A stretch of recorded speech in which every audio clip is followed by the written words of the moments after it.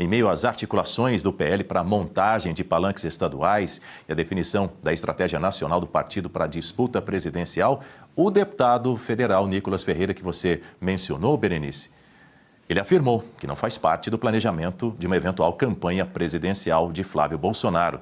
Em entrevista a um podcast, Nicolas sugeriu que pretende concentrar a sua atuação no estado de Minas Gerais, no primeiro turno das eleições desse ano. Para mim é um desafio, assim, gigantesco que o Flávio, que foi escolhido pelo Bolsonaro, vai enfrentar, cara. Eu não sei qual que é a... Eu não estou fazendo parte da construção do planejamento de campanha. Espero ter, enfim, né, uma reunião para a gente alinhar e ver como eu posso colaborar com o projeto da melhor forma possível, né? Mas eu realmente não sei, assim, como fazer, cara, sendo bem sincero. Mais uma vez, eu tenho 29 anos apenas, fui vereador, sou 3 anos deputado federal, e as pessoas precisam compreender que eu tenho um limite de atuação, assim, de poder. E muitas pessoas acham que eu tenho um poder além do normal. Segundo ponto, por que eu enfatizei que eu sou deputado federal por Minas Gerais? Porque esta campanha de agora presidencial, primeiro, eu não estou fazendo parte da formação, do planejamento da campanha presidencial, porque eu sei o que esses caras vão fazer, que é a Magnite não deu certo porque o Nicolas não apoiou como deveria. E isso cai, eu faço assim e cai, né? Porque, vamos lá, eu não só postei o vídeo sobre o Magnite, como eu publicizei e parabenizei Eduardo e Paulo Figueiredo. Deixei bem claro em vários posts, se não me engano foram 5, que eu me solidarizei com o Eduardo, com o que estava acontecendo, com a perseguição. É só colocar lá no meu Twitter, Eduardo, que vai aparecer todos esses posts. E então, eu ainda assim, por essa parcela, fui colocado como responsável por isso. O que eu sinto que eles podem fazer? O Flávio ou fulano de tal não ganhou porque o Nicolas não encarou a campanha. A culpa é tua? De maneira... a culpa vai ser minha. Então já tô deixando, antes de mais nada aqui, algo bem claro. Se o Flávio Bolsonaro perder a eleição, nós já sabemos quem é o culpado. A grande questão é que eu sou deputado federal por Minas Gerais. E Minas Gerais é a minha prioridade. Então, no primeiro turno, por exemplo, eu estarei em Minas. Ponto final. Pois é, Marcelo Rocha Monteiro. Quero ouvir o Marcelo agora, porque em um dos momentos dessa entrevista, o Nicolas Ferreira sugeriu que está procurando ainda onde se encaixar na eventual campanha de Flávio Bolsonaro. Porém, no trecho seguinte, ele já foi mais enfático. Ele disse assim, não vou me envolver diretamente para não ser responsabilizado caso dê errado. Ele faz referência, inclusive, à pouca idade dele, à pouca experiência, né? E que atribuem a ele um poder, né?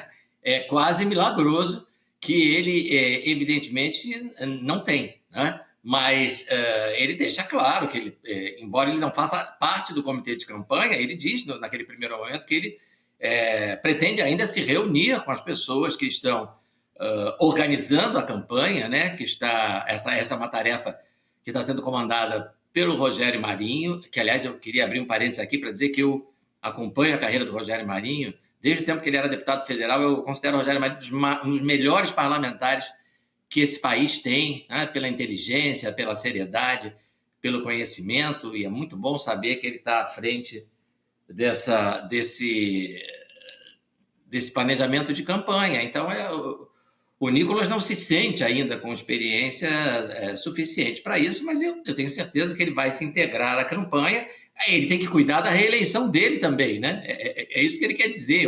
Foi assim que eu interpretei essa parte final, quando a minha prioridade no primeiro turno é Minas Gerais. Né? Por quê? Porque eu tenho que me reeleger deputado, senão eu saio da cena política, né? Ninguém quer que o Nicolas saia da Câmara dos Deputados. Então, nesse primeiro momento, ele tem que cuidar da reeleição dele. É assim que as coisas funcionam, né? O político precisa se eleger, precisa se reeleger, precisa se preocupar com a sua própria eleição. E no segundo turno, aí sim, ele não tem mais essa preocupação, já estará reeleito, se Deus quiser, e poderá se concentrar 100% na campanha do Flávio Bolsonaro.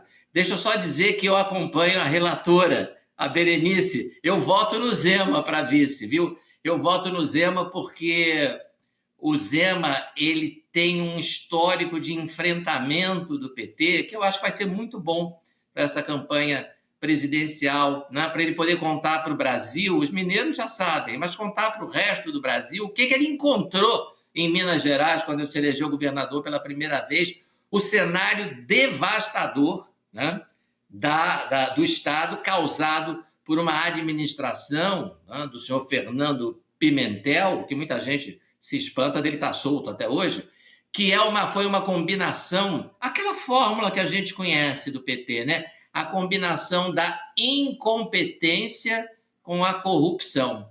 Então, vai ser muito interessante, eu já ouvi o Zema falando sobre isso, né? É muito interessante essa mensagem que ele tem para passar pelo país. O que o PT fez com o Estado dele, né? E como é que ele enfrentou isso, né? E conseguiu reerguer Minas Gerais, que estava em ruínas. Acho que o Zema é uma boa escolha. Eu acho que ele tem batido mais no Supremo do que, por exemplo, a Tereza Cristina, né? Eu tenho ouvido declarações do Zema contra o autoritarismo do Supremo, as ilegalidades cometidas pelo Supremo, né? E certamente há de se pronunciar também sobre essa roubalheira toda do caso do Banco Master, que respinga com muita força em pelo menos 2 ministros do Supremo. Berenice, esse tipo de crítica contra a tirania do judiciário tem sido cobrada, inclusive, pela nossa audiência, que o Antônio Cavalcante escreveu algo bastante semelhante do que disse aí o Marcelo Rocha Monteiro, esperando aí uma crítica mais contundente aí do pré-candidato à presidência, Flávio Bolsonaro, sobre as ações que correm no Supremo Tribunal Federal e também críticas voltadas aí também à questão do Banco Master, enfim, a audiência se manifestando aqui por meio do nosso chat, fazendo também este tipo de cobrança. Olha, Daniel, eu não vejo que o senador Flávio Bolsonaro não tenha se posicionado com relação ao Supremo Tribunal Federal. Um posicionamento dele antigo, quando ele chegou a falar há anos atrás sobre impeachment de ministros, que ele era contra a CPI da Lava Toga, tudo isso ficou no passado, depois do que ele viu que aconteceu com o pai dele, né? Vítima de um sistema persecutório e que faz dessas pessoas que estão ali no Congresso, eleitas pelo povo, reféns do Poder Judiciário. Não é o caso do Flávio Bolsonaro. Inclusive, os processos que havia contra ele em relação à rachadinha, tudo isso já foi arquivado. Na verdade, sequer foi condenado. Então, o processo foi analisado e ele foi absolvido. Então, ele não tem rabo preso nesse momento com o Supremo Tribunal Federal. E ele, nas últimas manifestações, e todas que participou, na Paulista, né, que foram as principais, ele tem tido posicionamento, sim, muito firme contra especialmente o ministro Alexandre de Moraes, que fica no comando de tudo, né? Mais de 60% das relatorias dos processos no STF estão sob o guarda-chuva do ministro Alexandre de Moraes. Até não vejo necessidade para 11 ministros, né? Se fica tudo praticamente na mão de 1 ou 2 no máximo. Agora, queria trazer ainda, em relação à declaração do deputado Nicolas Ferreira, um ponto importante, Daniel, porque nós estamos falando, volto a dizer aqui, de um deputado que teve uma votação expressiva, dos mais votados do país, na história do nosso país, que mobilizou, não foi só o povo de Minas Gerais que participou dessa caminhada, que é um rapaz jovem, que mobiliza, que incentiva principalmente essa geração nova que está vindo aí, que vai votar, e que o presidente Lula está tentando comprar com base naqueles programas sociais, a exemplo do Pé de Meia. Então, sim, o apoio declarado do deputado Nicolas Ferreira nesse momento já é muito importante, né? Eu espero que ele não espere o segundo turno para declarar isso. Eu vejo que há, sim, um ressentimento quando ele declara nessa entrevista do podcast, que ele fala sobre ter apoiado a Magnitsky ou não. Há um ressentimento porque, de fato, Eduardo Bolsonaro, lá dos Estados Unidos, fez cobranças em relação ao Nicolas estar apoiando essas sanções aqui no Brasil. Mas o próprio Nicolas explica, olha, eu repostei, eu usei das minhas redes sociais, que são muito fortes, para poder reverberar e apoiar essas sanções.